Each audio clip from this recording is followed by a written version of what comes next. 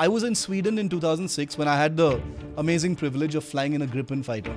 And after 2 days of simulator training, I was allowed to land the plane. Wow. You're kidding me, right? Land the plane. Wow. Not in the simulator, in the real world. Land it. Wow. I remember asking the pilot repeatedly, I said, are you sure about this? He says, you did it in the simulator like 18 times. You did it fine. Just do it. Just take it down there. Just let it go. Right now, it seems like, wow, it's like, it's really advanced. It's cutting edge. It's leading edge. And, it's like it's a total luxurious item for a pilot in a battle and stuff. But believe me, in 2, 3, 4 years, a fighter without a loyal wingman will be like, what? It doesn't have a loyal wingman? It's going to be like that. Believe me, that's how fast this tech is actually moving. While India has been looked at as a country that has been late to the table as far as the more hardware aspects of military technology and hardware are concerned, in terms of software, this is a great opportunity. They should very much, in my view at least, be given a chance to do something that India has never done, which is build a kind of combat ecosystem which is genuinely Atmanirbhar. We call ourselves Silicon Valley of the East, Bengaluru and aerospace hub and all that. Here is that chance. Here is that chance to really, really, really shine. Not those dinky little drones, flying in Ladakh and stuff. Those are fabulous. But this is a chance to give the military and our air power the kind of AI-powered teeth that will be on par with the best in the world. It's as simple as that.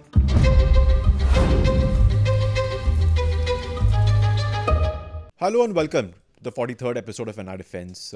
How's the election hangover, Shiv? There's no hangover yet because we're still in the wake of this crazy tsunami of an election. This is real battlefield stuff. I don't think anybody was expecting it. So yeah. Haryana took a little bit of our attention away from the Israel war, even if momentarily. Yes. Yeah. And it took a lot of time for the results to actually come in. When people had thought that by around 11 noon you would have everything sorted, but then it kind of stretched later into the afternoon. In case our listeners and viewers, by the way, are wondering, and I keep forgetting that every episode for many of them is actually like a fresh episode, and they must be sitting and wondering, who are these two guys randomly talking about election and politics on a podcast that says in our defense? So for those group of people who've just come on this particular episode for the first time. Shiv and I also have a separate day jobs where we run newsrooms. He runs a TV newsroom and I run an online newsroom. So things like this actually do. And in fact, on India Today TV, our branding for election, this state of war. Yeah. And people always say, "Oh my God, why are you calling it war?" I think Haryana sort of settles that argument a little bit. Yeah. Right. Coming to our territory of the war, we'll talk about some war toys on this episode. Particularly a technology that we've discussed briefly, touched upon briefly in one of our previous episodes. It's a very futuristic, advanced piece of technology when it comes to fighter jets, when it comes to fighter aircraft in the world of air forces around the world. So much so that you don't really have a well-set name or phrase kind of describing it. You have various terms that are used. There's one that's known as MUMT, which is man-unmanned teaming. Yeah. There's one that is sexier. It's called the loyal wingman. Yeah. I'm kind of drawing upon the fact that there's this concept of you fly in formation where you have a wingman kind of flying below and kind of behind the wing of the lead pilot, kind of give cover, etc. We'll actually circle back to this whole wingman business a bit. But what I wanted to start this episode off with was this name. What's with the name loyal wingman? With that, are you kind of suggesting that the old concept of human wingman was, kind of disloyal? So, I actually love the word loyal wingman. And you're right. First off, obviously, we'll tell our listeners and viewers what precisely we're talking about for those who are still sort of scratching their heads. Oh, yes. So many different phrases for what is actually a pretty, on the face of it, a pretty simple sort of, weapon and military concept, which is basically, there are names like collaborative air combat, there's loyal wingman, there's MUMT, as you said, there's air-to-air teaming, There is, I've even heard something called air-launched effects. All these different phrases for what is ultimately, a pretty basic concept. And I'll explain it. For the purposes of this episode, let's go with Loyal Wingman because it rolls off the tongue nicely. It sounds nice and kind of evokes this sense of mystery, which is very much part of what we're going to be talking about now. Think of a pilot in a fighter aircraft, flying a fighter. In the air, radars on, all your combat computers on. You're on a mission, but it isn't just the fighter aircraft that you're flying that you have at your disposal, but you also have, one or two or maybe three drones that are flying in airspace, the same airspace as you, that are awaiting commands from you to execute any number of different missions that you might want them to. Loyal because they obey your commands. They obey nobody else but you. So therefore it's loyal. Wingman because wingman is anyone who's your partner. Now, we use wingman so colloquially nowadays, right? But wingman in the air power sense is a person who's flying with you with a common military objective. So picture me in a fighter aircraft.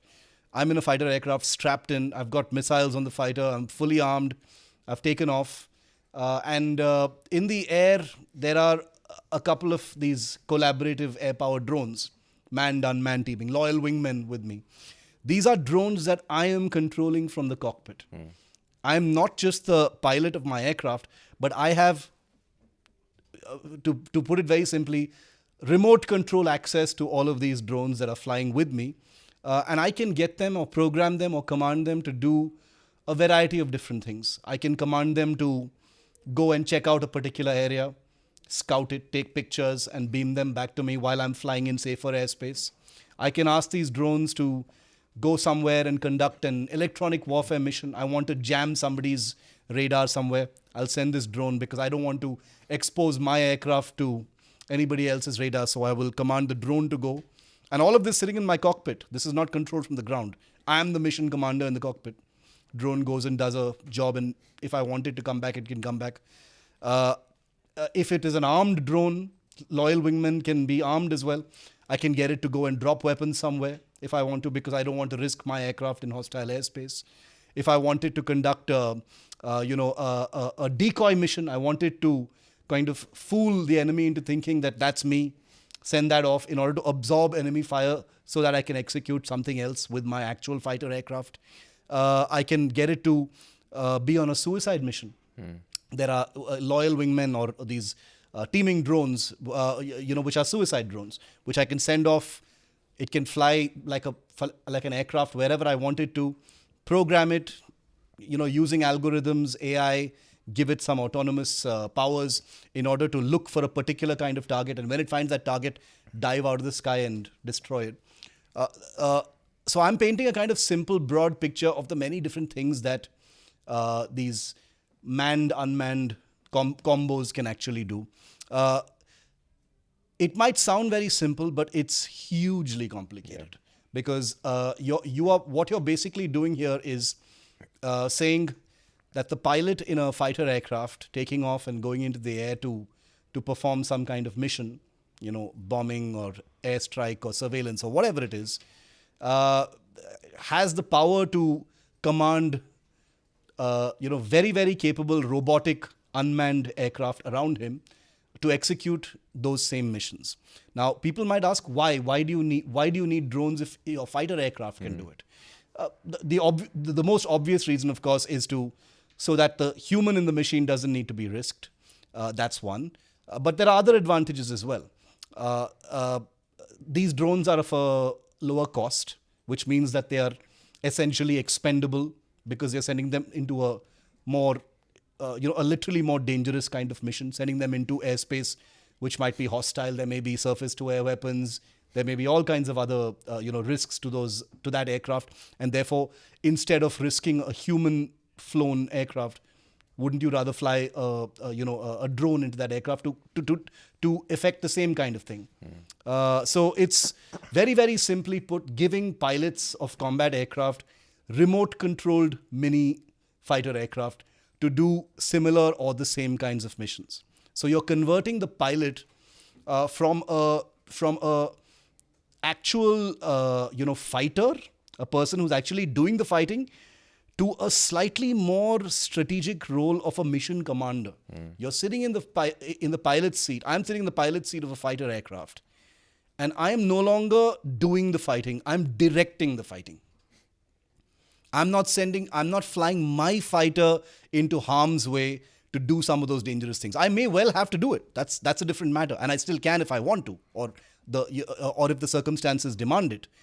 But if I have a loyal wingman combat drone, or any of the other kinds of combat drones that can be paired with a fighter. We live in an era of Bluetooth, so everyone understands what pairing devices basically is. Just think of it as a fighter aircraft that's being paired with one or more drones that basically sync up with your fighter aircraft's combat computer, understand what it is doing, is able to upload and download information, commands, all kinds of other data from and to the drone, and execute what the pilot who's in the fighter wants them to. That's basically what this is. Yeah, you're right about the fact that it's a very simplistic concept when on the face of it, but it really is something that requires some of the most advanced tech that we have in the world today. In fact, when I was kind of again making notes for this episode, I kind of came to this realization that this concept will not at all be possible unless you factor in the two sort of the most advanced leaps of technology that have happened in the last decade or so, which includes especially artificial intelligence, because a lot of these loyal wingmen, so to speak, would need to have highly automated systems that can do majority of the mundane routine tasks on their own without requiring intervention from the human pilot that is the one directing them, right?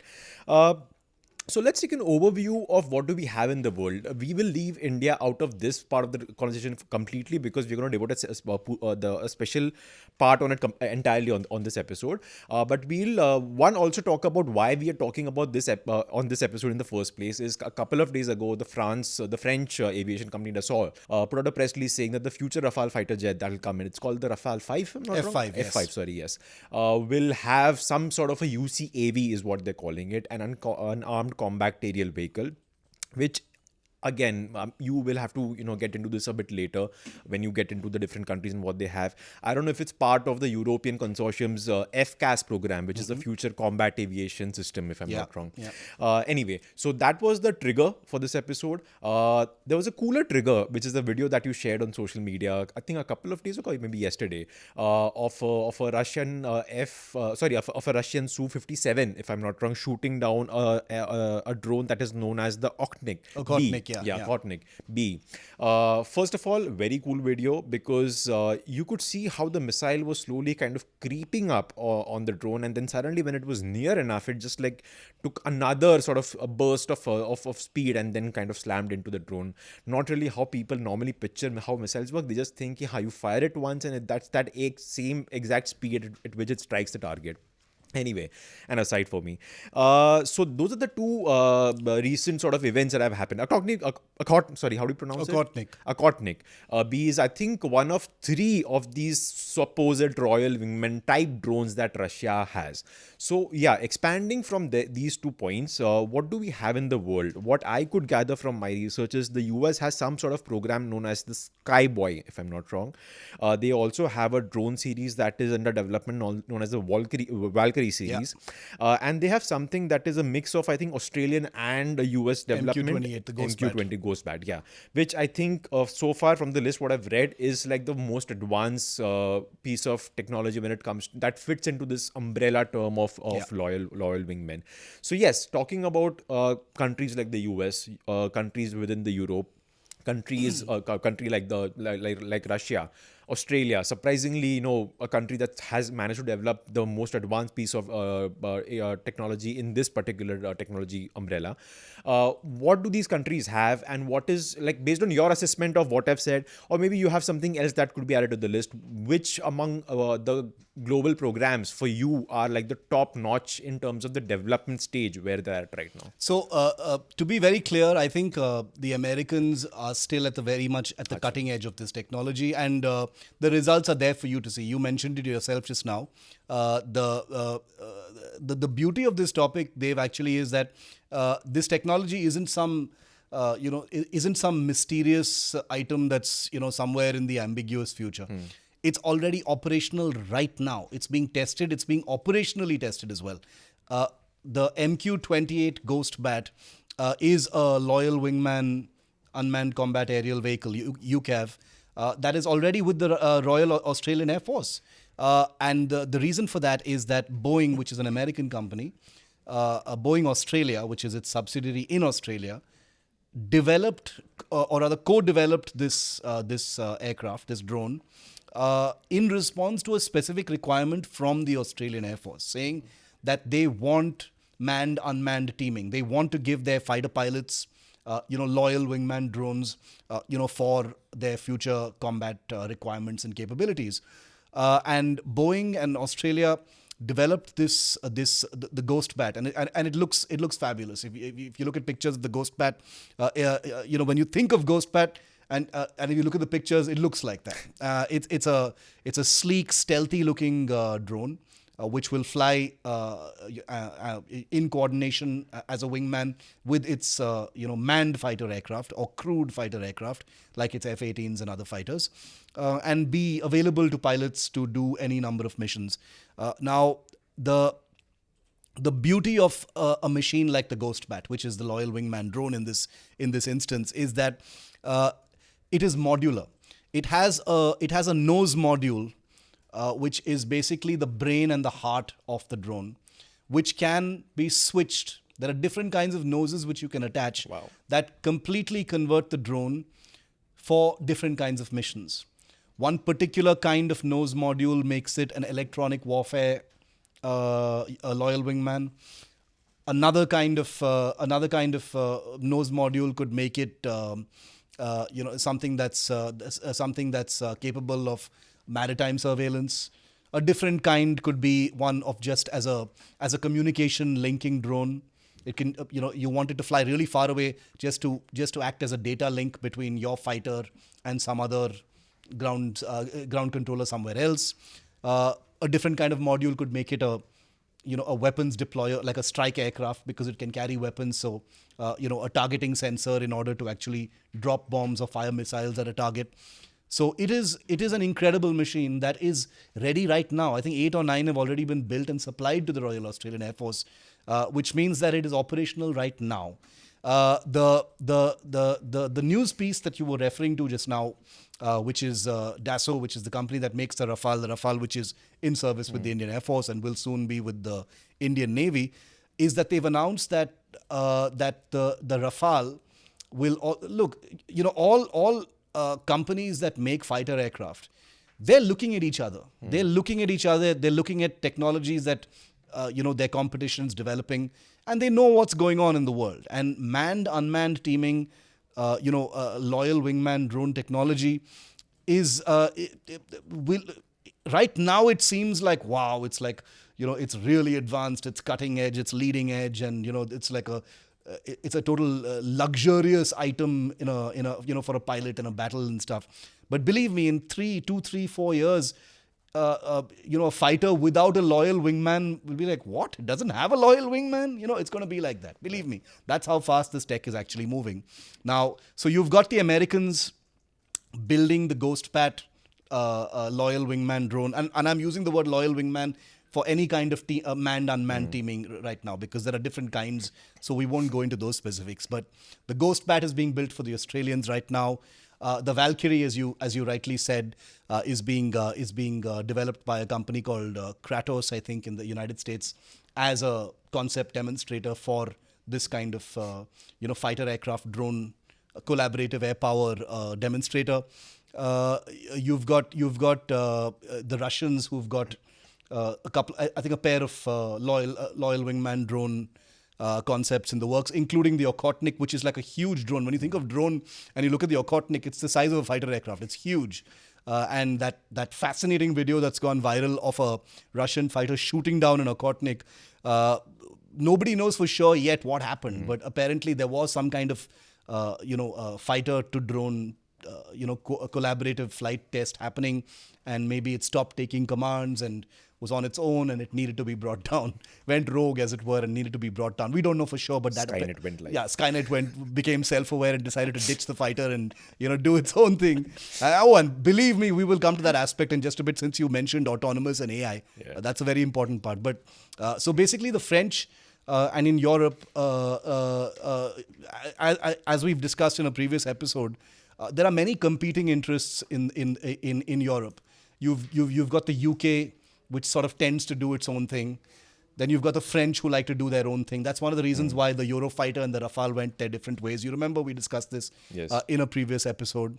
The French have decided that they need to give the Rafale and its current and future customers the option of acquiring this kind of technology as well, because they realize that going forward, the Rafale needs to have loyal wingman technology. Now, the good news for Dassault is Dassault is a company that already has experience in building UCAVs, unmanned combat aerial vehicle technology. They had one called the Neuron, which they'd built in collaboration with a bunch of other companies in Europe.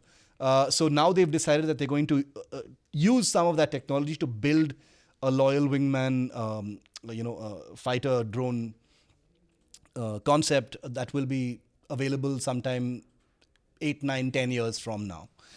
It's not easy. A whole decade it's going to take to develop it and actually prove it, which gives you a sense of how complicated developing these things actually are.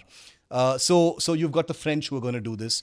Airbus, which is Europe's largest defense conglomerate, they are building their own loyal wingman drone, which will be ready at some point in this or the next decade. The Japanese are building something, presumably in collaboration with the United States. Russia, like I said already, is doing something of that kind. The big elephant in the room, China, has at least 2 loyal wingman programs. They've been very, very aggressive in terms of drone tech. You can always expect that when it comes to drone tech and air power, the Chinese will move really, really, really fast. You remember in our previous episode on hypersonic weapons, I told you how the Chinese were actually a few steps ahead of the United States. In terms of loyal wingman and drone tech, they're not ahead of the United States, but they're being very aggressive in terms of not letting the gap widen too much. They want to be there, be in that space, and not let the United States kind of dominate it. So they're very much in that space as well. The obvious question, of course, which I'm guessing you're going to ask next, is India, which we will discuss also separately, is that, yes, India has very much has a program. Nobody is very clear when it began, but it was unveiled to the public in 2021, famously at the Aero India show in 2021, where HAL, strangely, it's HAL. Yes. Nobody expected HAL, which is your,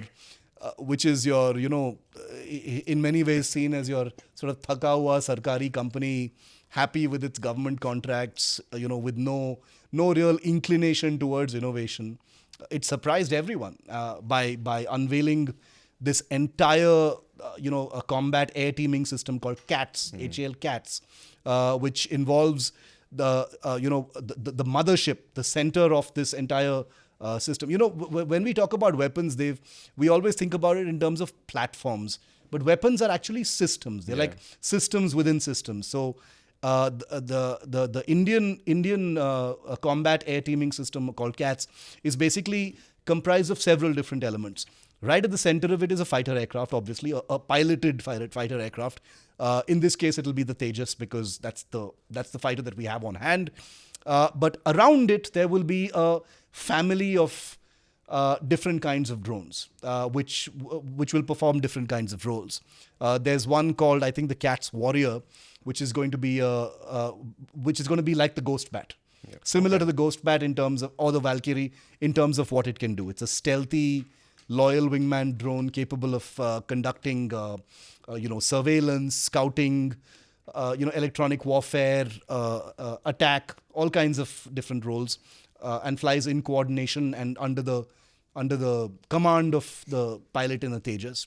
You've got something called the CATS Hunter, which is a long-range cruise missile, which is capable of flying long distances and for a long amount of time. It's like a loitering munition, basically a drone which then sort of dives out of the sky and attacks a target. There are pseudo satellites which can provide a pilot in a fighter aircraft a kind of almost constant surveillance over a certain target point or a high altitude point.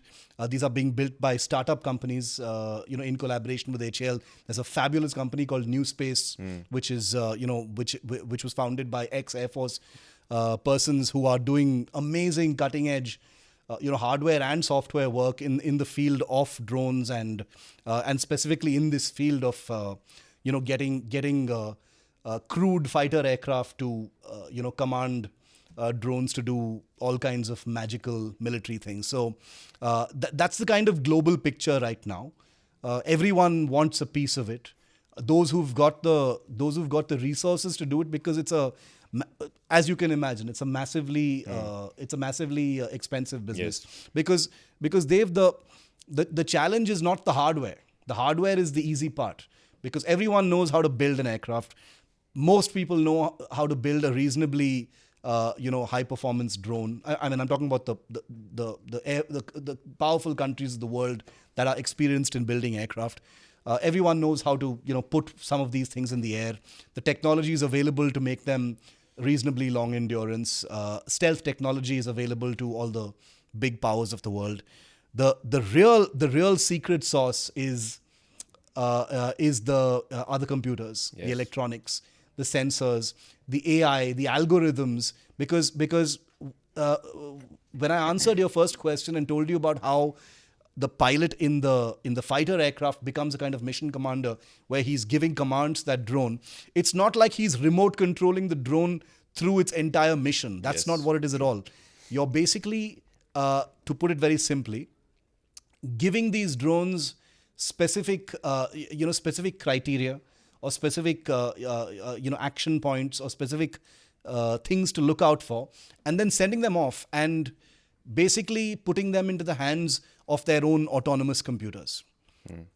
And that is the secret sauce of these drones. They've got machine learning, they've got AI, they've got all kinds of combat software and code, which is at the very heart of the research in all of this. That's where the billions are actually being spent on. Because slapping together a drone or fabricating a stealth drone in a factory is for countries like Russia, China, the United States, no big deal. Even for India, it's no big deal anymore. We've done it too. But the heart, the brain, the spine of these drones is where all that money is going. How do these drones become hack-proof or jam-proof? If a pilot gives commands to a drone and that drone is flying some 700 kilometers away from him, how is he going to make sure, or how is he or she going to make sure that that drone is still very much in his control? At what point does the drone, run the risk of going rogue and listen to nobody else but its own computer? And if that happens, does it dive out of the sky and commit suicide or blow up in midair?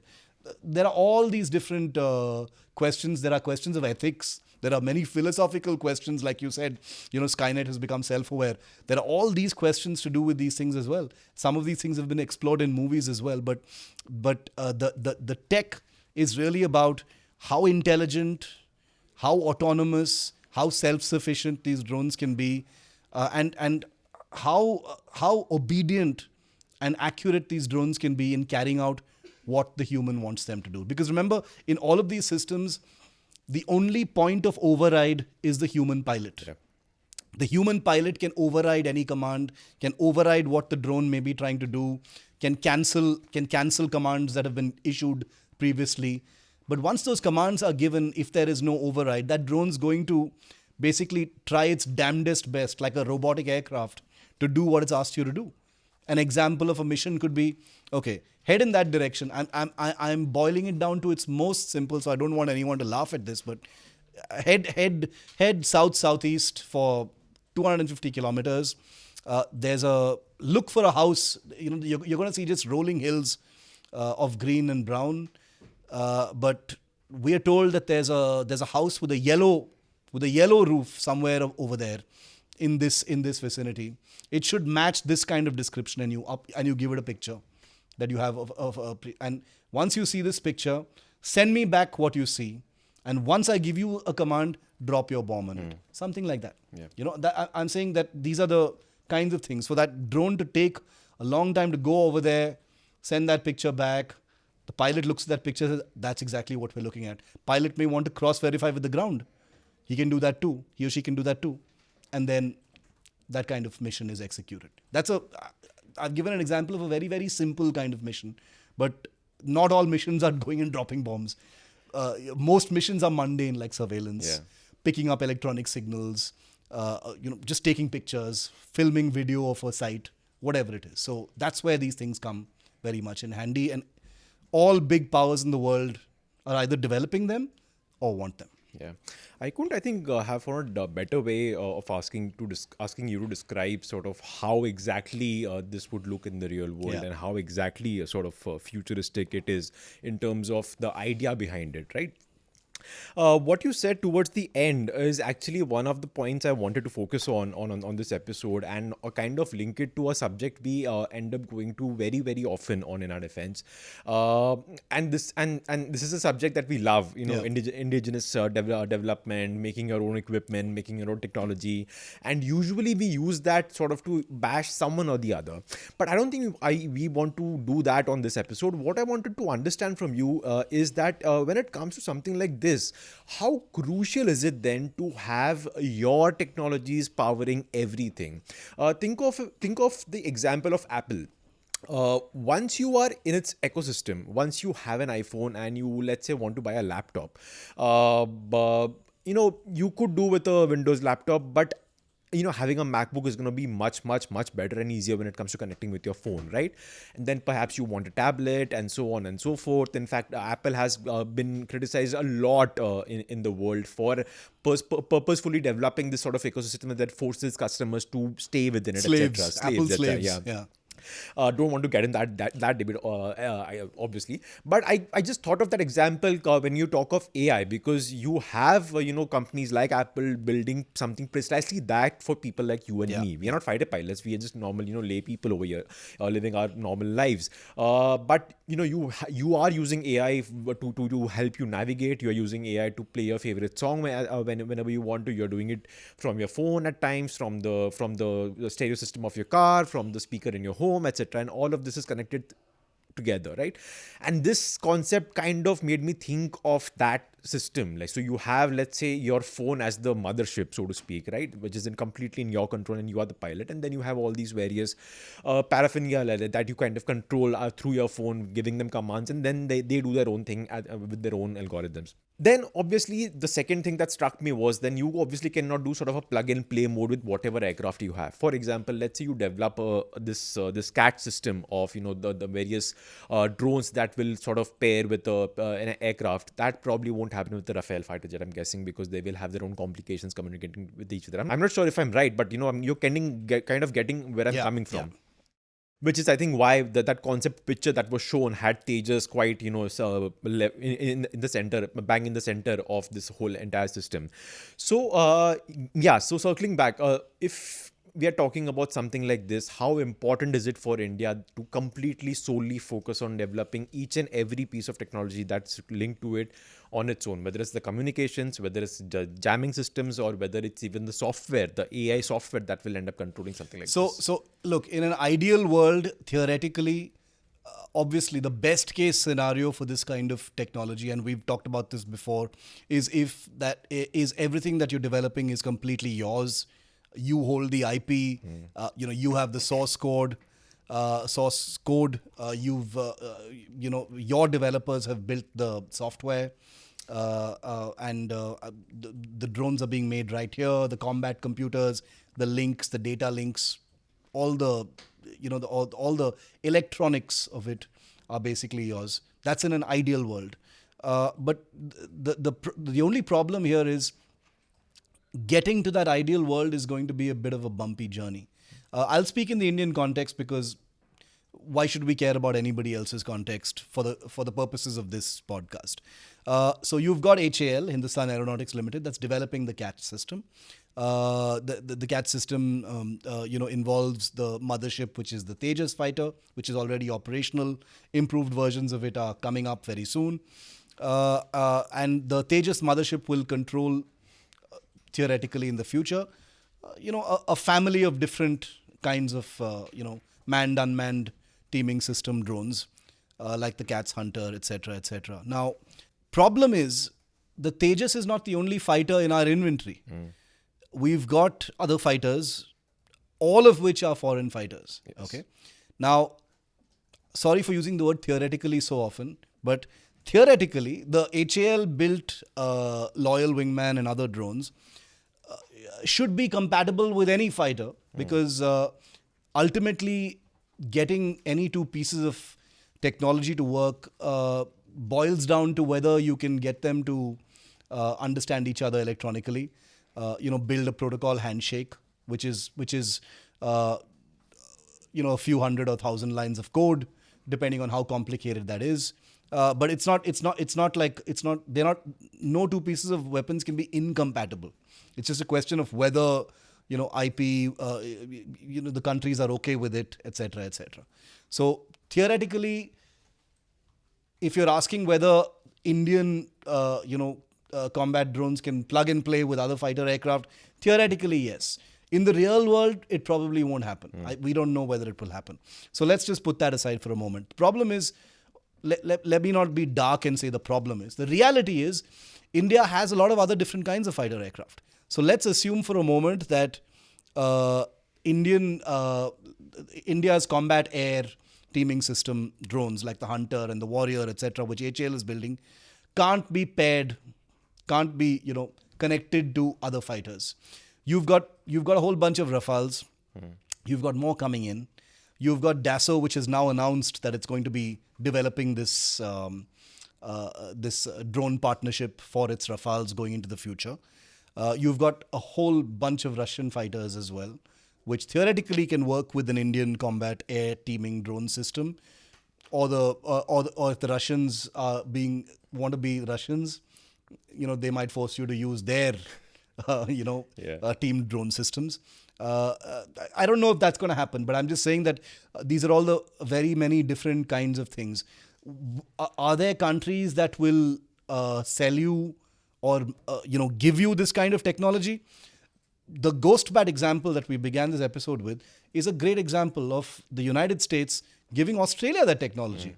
Not only giving Australia that technology, but developing it and building it in Australia for the Australian Air Force. The signal being sent out from that is that, of course, there are geopolitical reasons for it. Australia is near China. It gives the Australians a kind of drone deterrent as in terms of overseas operations, etc.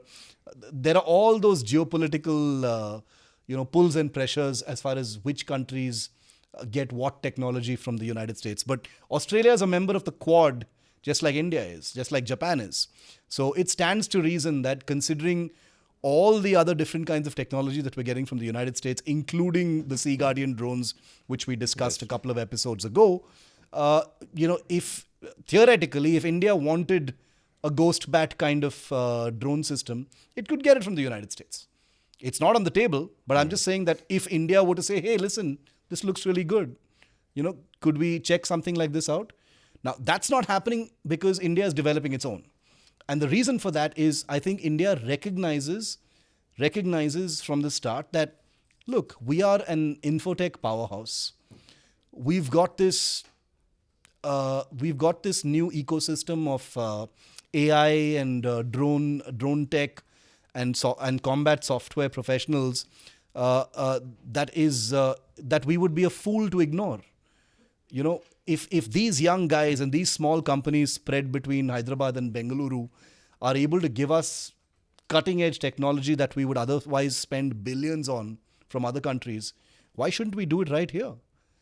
So while India has been looked at as a country that has been late to the table as far as the more hardware aspects of military technology and hardware are concerned, in terms of software, this is a great opportunity. It's a fabulous opportunity to close up the lead that many of these countries have had over India. companies like New Space and so many others, the companies that are building drones to do different kinds of things, swarm drones, etc. These are companies that are not on the sidelines of this business. They are right on the front line.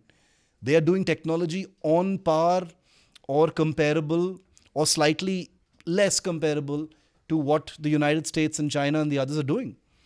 And they must very much be given, they should very much, in my view at least, be given a chance to do something that India has never done, which is build a kind of combat ecosystem which is genuinely Atmanirbhar. Because, here you're reaching into the dark. You're reaching into the future for a technology which is futuristic. You're talking about remote controlled drones, controlled by a fighter aircraft. There's a lot of flux going on in the world right now. Nobody has a pre-packaged product ready to sell. Like we'll give you this and then you give us that. It's not like that. There are a huge amount of opportunities to establish an Indian imprint in this bazaar. And sorry to use that word, but I think that's an opportunity. And I think the government recognizes that opportunity. This is one of those rare occasions, and I know that in our defense, Dev, you and I never hesitate to bash the services in the government, and they deserve every word of it, no regrets. But on this occasion, on this subject, I think the government and the forces have actually acted very wisely by giving these private sector companies and startups the space, saying, "ठीक है, तुम लोग करो ये, you guys do this. Okay, this is what we want to do.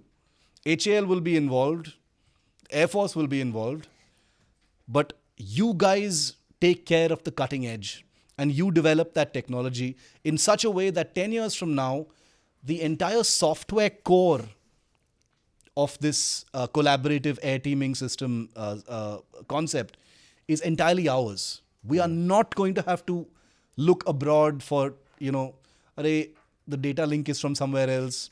The combat computer is from somewhere else. The algorithm we're getting from Russia.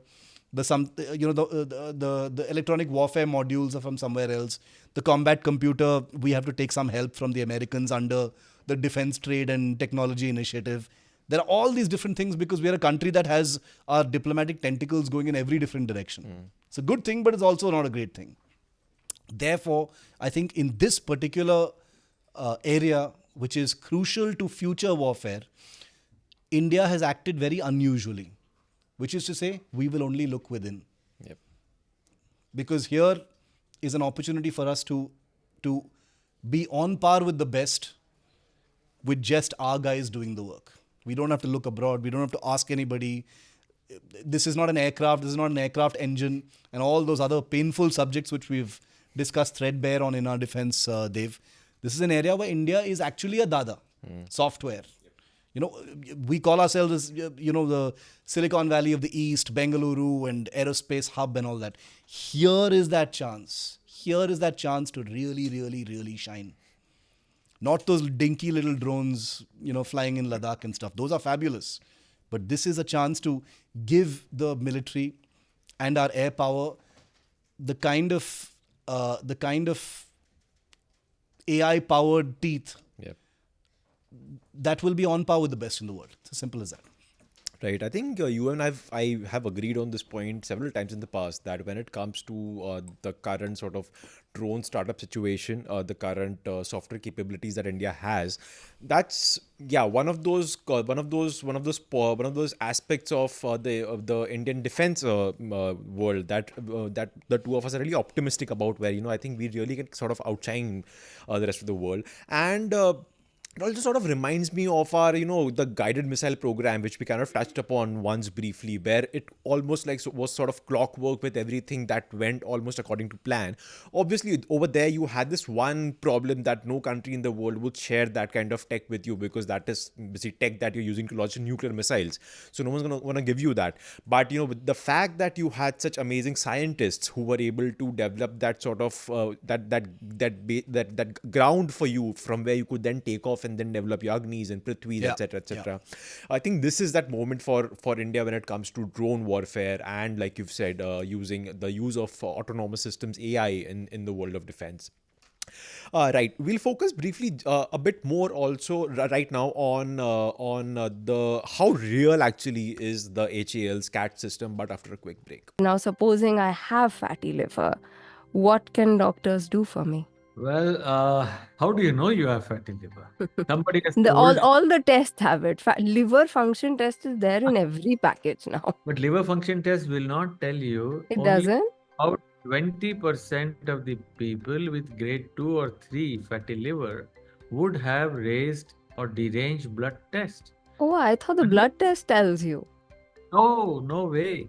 How do No. you get to know then? This is so Ah, interesting. Yeah. let's first know how to get the fatty liver detected. So, self test. मतलब अपने आप you become a doctor now, and then you should thank me that I have told you and saved you money. Yeah. All of you saved the money. So, these are this who has fatty liver. Number one, those who are overweight or obese, meaning thereby your height minus 100. If you are 170 and a male, you should weigh 70 or less, height minus 100. But if your parents had diabetes, blood pressure, cancers, kidney disease, anything, liver disease, then height minus 105. If you are overweight, according to this, you Yeah. have fatty liver. If you are already diabetic, you have fatty liver. Nearly all diabetics have fatty liver. 3. If you have high cholesterol or triglyceride. 4th, those people who have got waist and hip, because fat तो वही है ज़्यादा. Your waist hip ratio for a female of 0.7 and for a male of 0.9. You probably have bad fat and a fatty liver.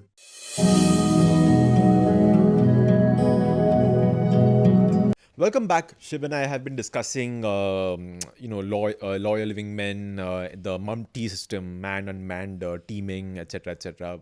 For the first half, Shiv has described basically what this is all about. Essentially, having one or several drones that sort of accompany a fighter jet, where the fighter pilot is he's the commander of all these several pieces of equipment up in the air. Second half, I'm going to talk about that aspect of what it's actually going to be like or it is like for fighter pilots to be doing that.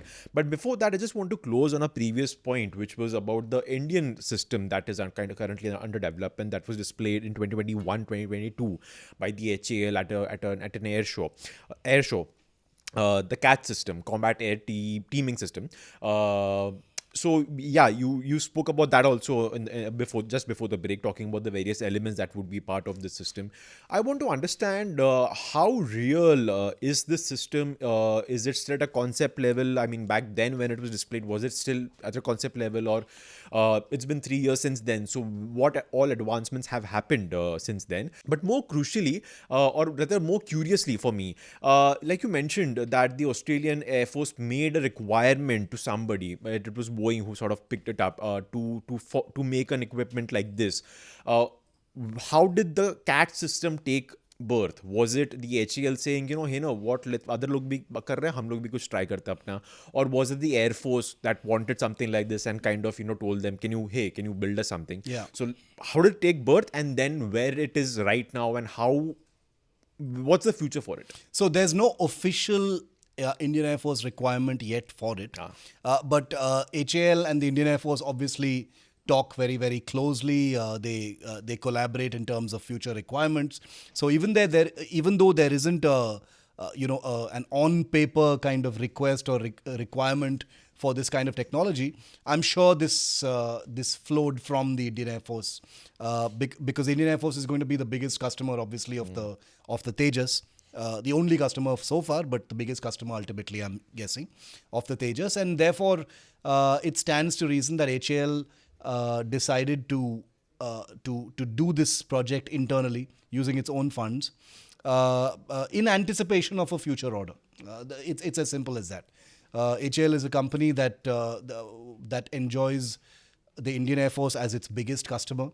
And with the Indian Air Force as the big Tejas customer, the force that flies the Tejas, it totally stands to reason that at some point in the future, the Indian Air Force will be able to convince the government of the day, that it needs, loyal wingman drone technology or manned unmanned technology for its fighter aircraft. And at that point of time, HAL would have already done much of the R&D heavy lifting, and perhaps have either a technology that's ready or has been demonstrated and is now ready for that kind of final mile towards productionizing it, etc. So that's what HAL is doing right now. 2021 is when it was unveiled. So I'm assuming that R&D and development activity is happening in full flow at HAL. They've got a very sharp crack team of scientists and engineers and aerospace engineers and pilots, including their chief test pilot, who's from the Air Force, who are leading the charge on these things, because their philosophy now is, and this is again one of those places where they're getting everything right, which is to anticipate requirement based on how warfare is changing, how things are happening in other parts of the world, rather than react to a requirement at a later stage and then scramble to, give the Air Force or the Navy or the Army something that you kind of cobble together in record time. In this case, they are building it in advance. And it makes total sense, because there will be a time when the Indian Air Force will say, hey, humko ye chahiye. Like I said at the beginning, in 2-3 years, this will not be fancy anymore. This will be absolutely standard issue plug-in device for your fighter aircraft. It will have to have a drone that flies with it, right? Or a drone family that flies with it. And therefore, that's where this is right now. The timelines are a bit vague, Dave, at this point of time, because one hears all kinds of different timelines. I read one article that said that some of the CATS drones would be demonstrated sometime in 2025, 26. That seems a little early in my book, because we haven't seen anything. It is, of course, it's a program that is classified in the sense that even though it's been unveiled, the activity is all classified. It's happening in labs and things like that. So I'm assuming that we'll see some kind of progress this decade for sure. But we'll see any operational sort of provenance of this technology in the next decade, which is not bad at all, because that's when the Rafale is going to get its plug and play drones as well. So yeah, in the next decade is when Indian tech will also come online, and by that time the important thing is the CATS. It's called CATS because HAL calls it that, the Combat Air Teaming System, which like I said is all these different drones: a loyal wingman warrior, a cruise missile hunter, loitering munitions, swarm drones, pseudo satellite drones, all kinds of things. Warfare will change. There will be other kinds of drones that will be added to the family. But given that the project is already in full flow right now, there will be other aspects that will come. Things will be tweaked. My hope, though, however, is there's very little clarity about this. Is my hope is that this doesn't stay as a HAL only affair. This has to be a project which involves the private sector in a big way. I do know the private sector is involved in parts of it, but this has to be HAL as the mothership, with all these amazing startups and smaller companies, MSMEs, plugging into this project from the outside, very much like what we're talking about, and providing that expertise. And that'll make it a real success story. But the way things are going right now, I think it's on track. Yeah. Right. So let's talk about what it's like to be sort of the commander of this large module. First of all, why do you even need to be the commander? And slightly controversial question, but it's not as though I'm gunning for the jobs of fighter pilots across the world. But you already have technology where you could be sitting, thousands of kilometers away in a cabin somewhere and controlling a drone. You are doing that in the real world right now. What sort of advantage do you get by doing it up in the air versus doing it at a bunker somewhere where the actual pilot who's flying all of this is actually much safe and much safe from anything in the world? Why do you need to have this old age fighter jet? And I'm saying old age as in when you compare it to what we're talking about on this episode, and not as though the fighter jet that will be controlling this will be old age. They'll be actually like, mostly 5.5 or 6th generation aircraft that we spoke about in the previous episode. So yeah, what sort of advantage do you get by actually putting a person, a human being, up in the air to fly these versus having that person sitting on the ground and controlling all of this? So look, it's a very, very good question, and it actually goes into the heart of how manned unmanned teaming may actually be a stepping stone towards a future air power landscape where everything is unmanned. Okay, right now that is completely unthinkable because removing the human from that combat loop is humanity is not ready for it. Militaries are not ready for it. Computer science is not ready for it. Technology is not ready for it. You need to have a human in it. The question you ask is important also because you're right. We have the world currently has drones which can be controlled safely from the ground to conduct all manner of operations: surveillance, maritime reconnaissance, scouting, electronic warfare, strike. All those things can happen. But when it comes to tactical missions, those missions that we're talking about are all far away, long range kinds of missions of a slightly more strategic nature, where you're using those drones very, very far away from where you are to conduct, if you're talking about offensive missions, mostly dropping missiles or bombs on a target. But when it comes to tactical, you're talking about the tactical picture, not the long-range picture. You're talking about the immediate kind of battlefield or the immediate theater where fighter aircraft like the Rafale, the F-15, all of these fighters that we're talking about, that's where all of these fighter aircraft operate. And these are missions that will involve a human in the loop in an air power kind of scenario. These are missions that cannot be executed sitting here, sending a drone up 70 kilometers distant to conduct a mission and come back. Because that means your enemy is really, really close by. But if you have a human in a fighter aircraft, you're sending them into harm's way. You're sending them into a dangerous, hostile zone to conduct operations that you would normally.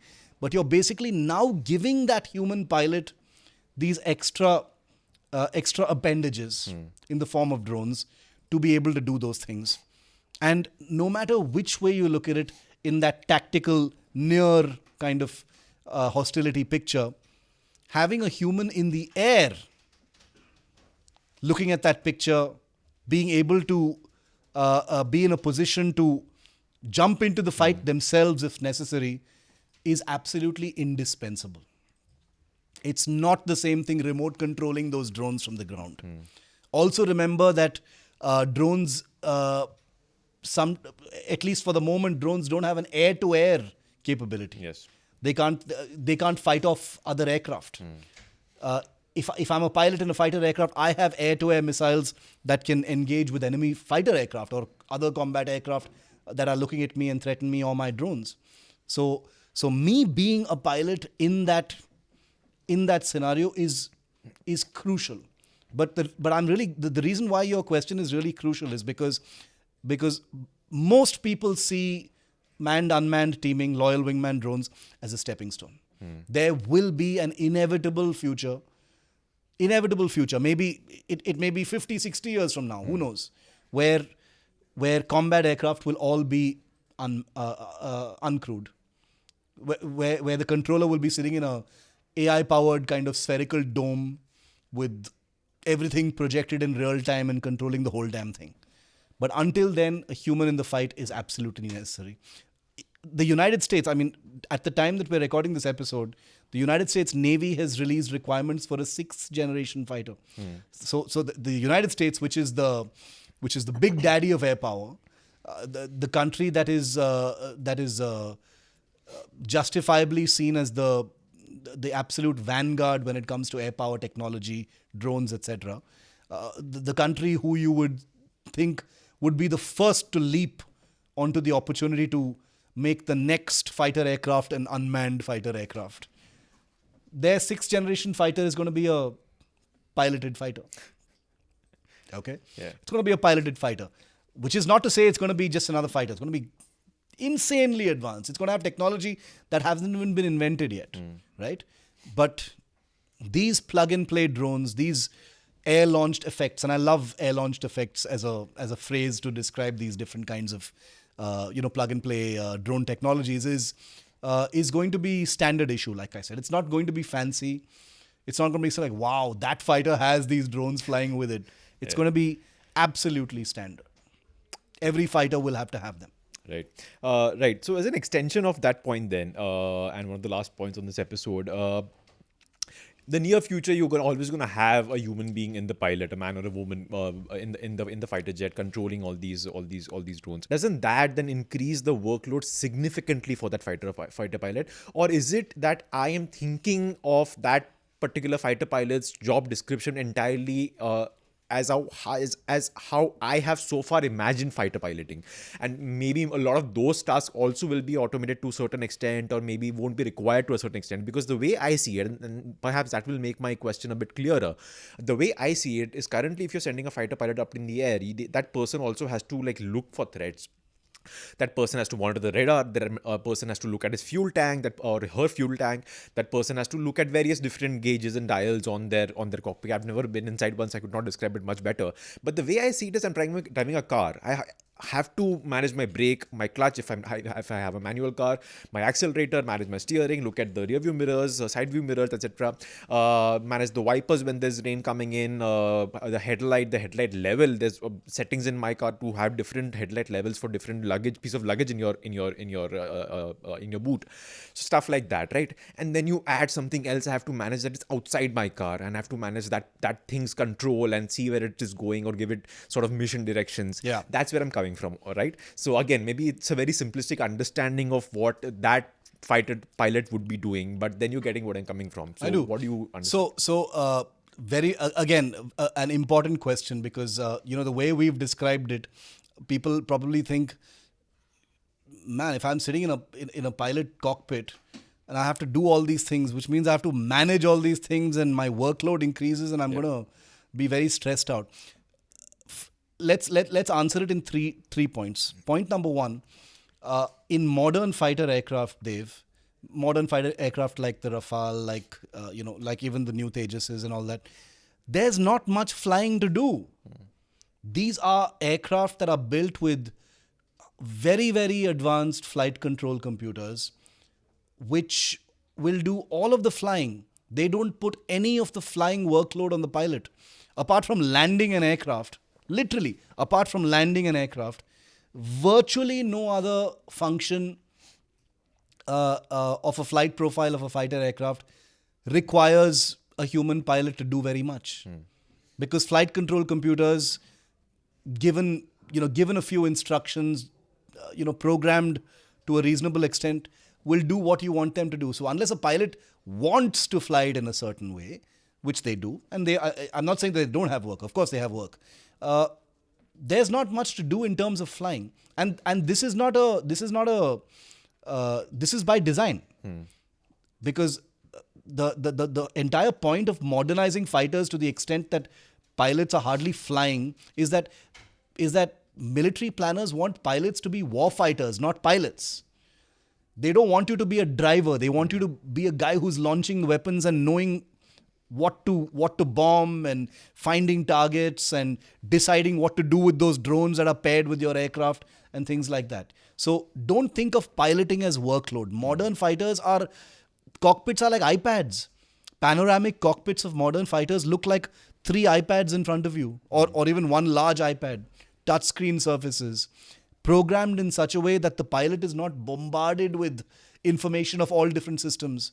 It's flight control computers and flight displays inside cockpits are programmed to such an amazing extent that a pilot will not be bothered with any information if that information is not required at that point of time. He or she will get only the information that is absolutely required at that point of time. So if there are 25,000 different things happening in the fighter aircraft at that time, and believe me, there are, all the parts and the oils and the engine health and all manner of things that can go wrong in a fighter aircraft. These computers are incredibly advanced and basically designed and coded in such a way that, don't bother the pilot unless you have to. Only give the pilot the information that he or she has asked for. Don't jam him or her with all kinds of information, air data, whatever it is. You have been programmed to fly the plane. You bloody fly the plane by yourself. Give him or her the information that he's asked for. Let him be a warrior. Let him be an executor. Let him be a commander executing on the battlefield rather than being obsessed with a joystick in your hand and flying the damn thing. You fly, you're trained, the computer is there to fly the damn thing. So that answers one of your questions. So it's not like, oh my God, so much workload, how will he also command the drone? So no, he's in the air. He has more than enough bandwidth to look at these other things. So if you take pilot and flying workload out of the picture, you're freeing up a huge amount of human bandwidth to convert from being a operator into a commander. So now you're going from a person who's in the trenches flying a plane, looking for targets and things, to being a team leader who's commanding a team to go and do your work for you. You may very well have to do that work yourself also, and you're more than equipped to do it. You've got missiles, you've got a radar, you've got a badass fighter aircraft that you're sitting in, but you also have these other technologies doing those things. So it implies and indicates that there is a transformation in the role of a pilot now. And it is transforming. Pilots from the Cold War era are no longer doing the same things right now. I've met pilots who retired maybe 10, 15 years ago who are looking at cockpits now and saying, Mera kaam kya hai ab? Wow. Like literally, I was in Sweden in 2006 when I had the amazing privilege of flying in a Gripen fighter. And they've... After 2 days of simulator training, I was allowed to land the plane. Wow. You're kidding me, right? Land the plane. Wow. Not in the simulator, in the real world. Land it. Wow. I remember asking the pilot repeatedly, I said, are you sure about this? He says, you did it in the simulator like 18 times. You did it fine. Just do it. Just take it down there. Just let it go. You know exactly what to do. Everything is exactly the same as it was in the simulator. I said, if I, screw up right at the last minute, he says, you won't screw up. But the aircraft will not let you screw it up. It knows what you want to do. It'll let you do it. It'll take us down safely because it knows you want to land. And I landed the damn thing. Wow. So if me, a consummate non-pilot can land a fighter plane, there is no workload. And pilots, remember, even if you remove all of this stuff out of the equation, pilots are anyway really amazing people. Of course, they're trained for extremely high functionality. They work with a very, very high motor. They constantly, they operate on a life and death kind of margin anyway. So they know how to squeeze in many, many decisions per minute. Many decisions per minute. They're like built and trained for this kind of thing. So not difficult. Of course, it's going to require a transformation. Yes. But believe me, it's a transformation that they will all welcome. If the center line of it is greater combat effectiveness, increased survivability and safety for the pilot not having to go into harm's way, that's a win-win for everyone. Why won't pilots embrace it? Right.